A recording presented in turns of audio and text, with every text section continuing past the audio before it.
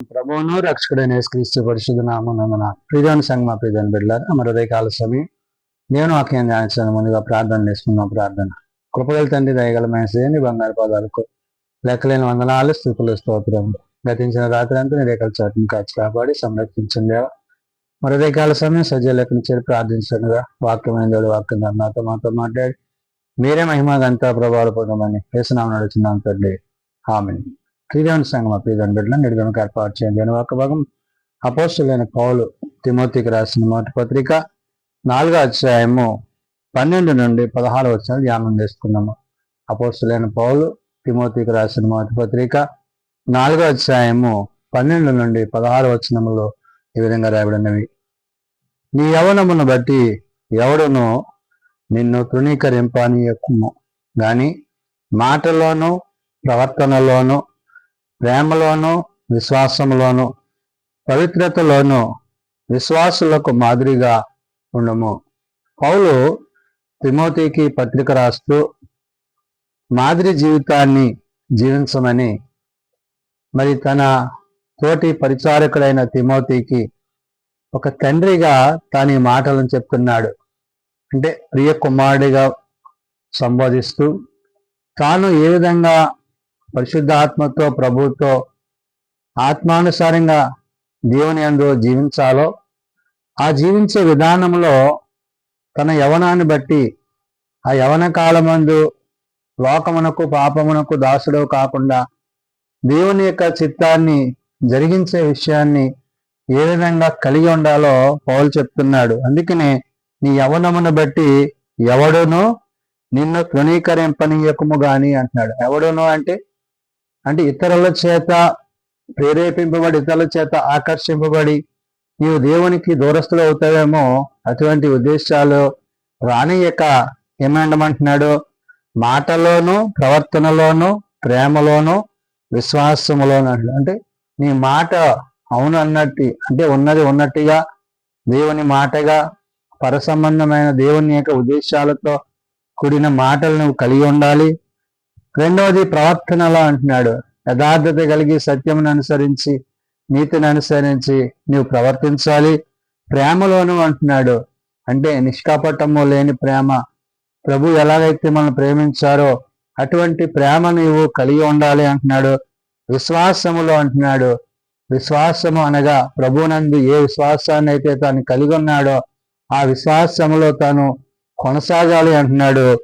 పవిత్రతలోను అంటున్నాడు, పవిత్రత అంటే తను ఏ విధంగా తాను కాపాడుకోవాలో అంటే అటు శారీరకంగాను తనకు ఏర్పడే ప్రతి విధమైన శోధన నుండి తాను జయించడానికి కావలసిన పాపము నుండి మరణము నుండి తప్పింపబడగలిగిన స్థితిని తాను కలిగి ఉండాలంటున్నాడు. విశ్వాసులకు మాదిరిగా ఉండుము అంటున్నాడు. అంటే నిన్ను బట్టి అనేకులు ప్రభువుని తెలుసుకునేలాగా, నిన్ను బట్టి అనేకులు ప్రభు యొద్దకు ప్రేమ కలిగి వచ్చేలాగా నీ ప్రవర్తన ఉండాలి అని ఆనాడు పౌలు తిమోతికి నేడు సార్వత్రిక సంఘానికి చెప్తున్నాడు. అంటే ఒక వ్యక్తి తన వ్యక్తిగతమైన ఆలోచనల చేత తలంపుల చేత కాదు కానీ ప్రభు యొక్క మాట చేత తాను ఎట్టి రీతిగా జీవించాలో చెప్తూ పౌలు అంటున్నాడు, నేను వచ్చు వరకు చదువుట యందును హెచ్చరించుట యందును బోధించుట యందును జాగ్రత్తగా ఉండము అంటున్నాడు. అంటే నేను వచ్చు వరకు అంటే తాను తనను కలవబోతున్న ఉద్దేశాన్ని గుర్తు చేశాడు. అయితే నీకున్న ఆ యవ్వనములో నీవు దేవునికి దూరస్తుడు కాకుండా నువ్వు కాపాడబడుతూ సంరక్షింపబడుతూ ఏమైనా అన్నాడు, నేను వచ్చే వరకు చదువుట యందును హెచ్చరించుట యందును బోధించుట యందు అంటున్నాడు. అంటే వాక్యానుసారంగా లేఖనానుసారంగా విశ్వాసంలో నువ్వు కొనసాగాలి. రెండవది హెచ్చరించుట అంటున్నాడు. అంటే ఎవరైనా పాపానికి లోకానికి తప్పు చేసినప్పుడు అంటే దేవునికి విరోధంగా వారు ప్రవర్తించినప్పుడు వారిని హెచ్చరించి గద్దించి బుద్ధి చెప్పవలసినప్పుడు అది చెప్పాలి అనే మాటని ఇక్కడ పౌలు చెప్తున్నాడు. బోధించుట యందును జాగ్రత్తగా ఉండము అంటున్నాడు. ఇవన్నీ కూడా నిన్ను నీ యొక్క విశ్వాస జీవితాన్ని నీ యొక్క భక్తి జీవితాన్ని యవన కాలమందు నీవు జీవిస్తున్న జీవితానికి ఒక మాదిరికరమైన స్థితిని అవి కలిగించేవై ఉంటాయి. కాబట్టి వీటన్నిటిని బట్టి నీవు బోధించుట యందు జాగ్రత్తగా ఉండము అంటున్నాడు. మొదట నీవు అనుసరించి జీవించినప్పుడు నీవు వాటిని తెలియజేయగలుగుతావు, చెప్పగలుగుతావు. కాబట్టి నీ ప్రవర్తనలో, నీ ఆలోచనలో క్రీస్తు యొక్క ప్రేమను నీవు కలిగి ఉండాలి అని ఆనాడు పౌలు తిమోతికి ఈ పత్రిక రాస్తూ, పెద్దలు హస్తనిక్షేపము చేయగా ప్రవచన మూలమున నీకు అనుగ్రహింపబడి నీలో ఉన్న వరములను అలక్ష్యము చేయకుము అంటున్నాడు. అంటే ఏదైతే దేవుడు నీకు ఇచ్చాడో, ఏదైతే దేవుని ద్వారా నువ్వు పొందుకున్నావో, ఏదైతే దేవుని ద్వారా నీకు కలిగి ఉన్నావో వాటన్నిటిలో నీవేమో అవ్వాలా? ఆశీర్వాదకరంగా, దీవెనకరంగా, మేలుకరంగా దేవుని యందు నీవు ఉండాలి. అంటే దేవుడు నిన్ను ఆశీర్వదించడానికి, జీవించడానికి ఆయన నిన్ను ప్రత్యేకపరుచుకున్నాడు. కాబట్టి ఆ ప్రత్యేకమైన స్థితిని నీవు పోగొట్టుకోవద్దు. యవన కాలం మంది నీవు తొట్టిల్లక క్రీస్తు యొక్క ప్రేమ చేత నీవు జీవించాలనే విషయాన్ని పౌలు చెప్తున్నాడు. అందుకనే పెద్దలు హస్తనిక్షేపమును చేయగా ప్రవచన మూలముగా నీకు అనుగ్రహింపబడిన అన్నాడు. ఎవడైతే నీవు దేవుని చేత, దేవుని ద్వారా ఏర్పరచబడిన ఆ ఆత్మ ఉంది, దేవుడు నిన్ను ప్రత్యేకపరుచుకున్నాడే, ఆయన నిన్ను గురించి విషయాలు చెప్పాడే, ఆ విషయాలన్నిటిలో నీవు ఏమై ఉండాలంటున్నాడు?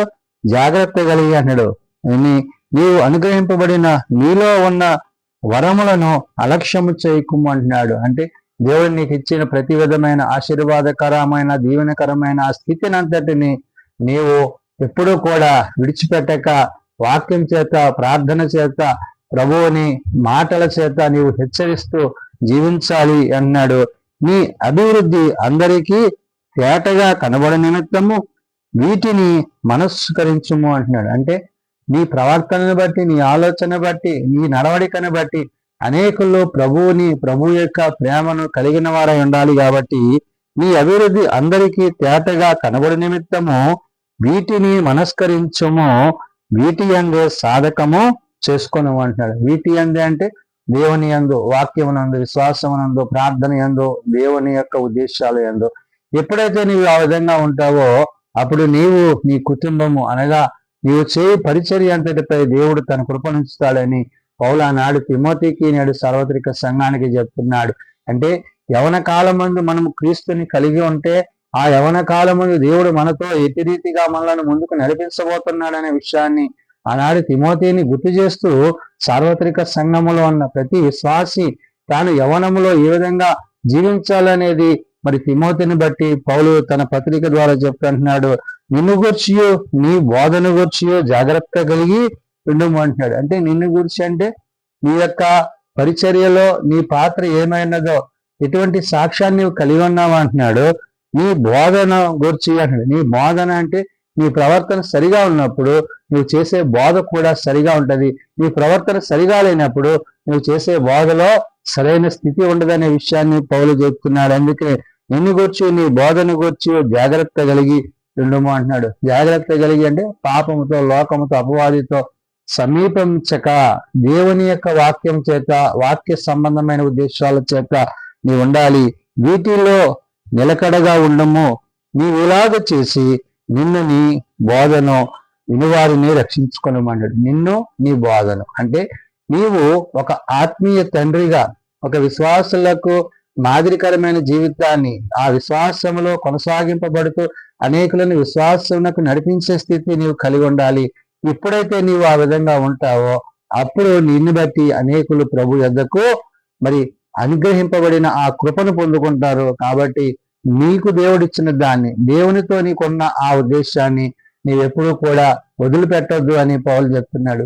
అంటే మనము విశ్వాసములో, దేవునిలో బలపడేటప్పుడు ఆ బలాన్ని, శక్తిని ఆయనే అనుగ్రహిస్తాడు. కాబట్టి పౌలు అందుకనే అక్కడ చెప్తున్న మాట ఏమంటున్నాడు 14లో, పెద్దలు హస్తనిక్షేపములు చేయగా ప్రవచన మూలముగా నీకు అనుగ్రహింపబడిన నీలో ఉన్న వరములు అంటున్నాడు. ఆ వరాలన్నిటిని లక్షించము, ఆ వరాలన్నిటి నువ్వు పొందుకో, వాటిని బట్టి నీవు దేవుణ్ణి మహిమపరచు. చివరిగా అంటున్నాడు, నీవు ఇలాగ చేసి నిన్న నీ బోధను వినివారిని రక్షించుకొనమంటున్నాడు.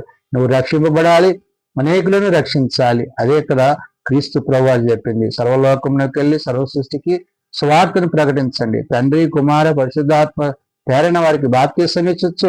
వారి పునర్జన్మ సంబంధమైన ఆలోచనల చేత హృదయం సరి చేసుకుని, వారి ప్రవర్తన సరి చేసుకుని, మరి పాపం నుండి, లోకం నుండి ప్రత్యేకింపబడి క్రీస్తుకు సాక్షులుగా ఉండాలని ఆనాడు పౌలు తన పత్రిక ద్వారా తెలియజేసిన మాటలు. కాబట్టి నేడు ఆయన మాటలను మనే పరిశుద్ధాత్మ దేవుడు ఆనాడు తిమోతితో చెప్పిన మాటలు నేడు సార్వత్రిక సంఘానికి పౌలు ద్వారా చెప్పబడుతున్న మాటలు ఏంటంటే మన ప్రవర్తన అంటే మాదిరికరమైన జీవితాన్ని, ప్రభువుని కలిగిన జీవితాన్ని యవన కాలమందు మరి తొట్టిలక వాక్యము చేత సరిచేయబడుతూ విశ్వాసములో మనము ముందుకు కొనసాగింపబడాలని పరిశుధాత్మ దేవుడు పౌలు ద్వారా తెలియజేసిన మాటలు. ప్రార్థన చేసుకుందాం. మమ్మల్ని మిక్కిలిగా ప్రేమించిన మా తండ్రి, కృప కలిగిన దేవ, అవును నాయన, నీ అందు మేమును మా అందు నీ మాటలు నిలిచినట్లు నీ వాక్యానుసారంగా జీవించటకు మాకు నీ సహాయం దయచేయండి. బలహీనలను బలపరచువాడవు, రోగులను స్వస్థపరచువాడవు. హాస్పిటల్స్ వద్ద ఎండ్ల వద్ద ఉన్న వారిని జ్ఞాపకం చేసుకొని వారికి కావాల్సిన పరిపూర్ణమైన ఆరోగ్యమును, బలమును, శక్తిని దయచేయండి. జీవం కలిగిన నీ మాటల చేత జీవింపచేయండి. ఆనాడు పౌలు మరి తిమోతిని కుమారుని వలె సంబోధించి అన్ని విషయాల్లో ఏ విధంగా ముందుకు కొనసాగాలో, కాపాడుకోవాలో, విశ్వాసాన్ని కాపాడుకునే విషయంలో, పరిచర్య విషయంలో, బోధ విషయంలో తను అనేకులకు మాదిరికరంగా ఉండాలని పౌలు సెలవిచ్చినట్లుగా యెహోవా నేడు సార్వత్రిక సంఘంలో ఉన్న ప్రతి విశ్వాసి, ప్రతి వ్యక్తి కూడా అటు రీతిగా జీవించే కృప ప్రతి వారికి దయచేయండి. చిన్నబిడ్డలు, యవనులు, పెద్దలు, వృద్ధులు ప్రతి వారిని పేరు పైన దీవించండి. ప్రత్యేకించి 10th క్లాస్ ఎగ్జామ్స్ రాస్తున్న ఈ కుమారులను, కుమార్తెలను మీరు ఎక్కల చాటున బలపరిచి జ్ఞానము, తెలివి, బలమును అనుగ్రహించి మంచి విజయాల బిడ్డలు పొందుకుంటూ సహాయం దయచండి. కంపెనీలను పోగొట్టుకున్న కుటుంబాలను ఆదరించండి. ఏర్పాటు చేయబడిన ఆదర కూడికలను బట్టి కుటుంబాలను ఆదరించి సంరక్షించమని నిడిదిన పరిచర్యలో, సేవలో మీరు మాకు తోడయండి. మీరే మహిమా ఘనత ప్రభావాలు పొందుకొనమని యేసునామం నడుచున్నాం తండ్రి, ఆమేన్.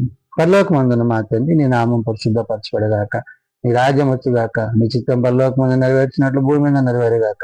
మానజనాహనుడు మాకు దయచేయండి. మరలా ప్రార్థన చేసిన వారిని మేము క్షమించిన ప్రకారం మా ప్రార్థనను క్షమించండి. శోధనలో తేకాల్సిన తప్పించు.